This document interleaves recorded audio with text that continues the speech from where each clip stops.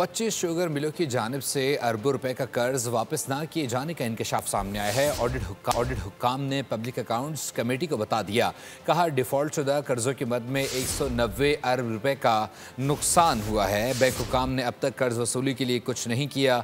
सदर national bank के मुताबिक शुगर मिल्स को मजमूई तौर पर 25 कर्ज दिए गए हैं। PAC ने शुगर मिल्स मालिकान की तफसीलात तलब कर ली हैं। इस्तफसार किया। चीनी की बरामद और दरामद पर टैक्सों की छूट किसके कहने पर दी गई। चेयरमैन FBR ने बताया, हमने टैक्सों में छूट काबीना की हिदायत पर दी। नवीद कमर ने कहा, शुगर एडवाइजरी बोर्ड में मिल्स मालिकान हावी होते हैं।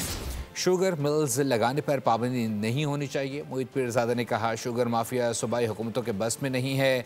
क्या मुराद अली शाह या मरीम नवाज के इख्तियार में है कि इस माफिया के खिलाफ कार्रवाई करे।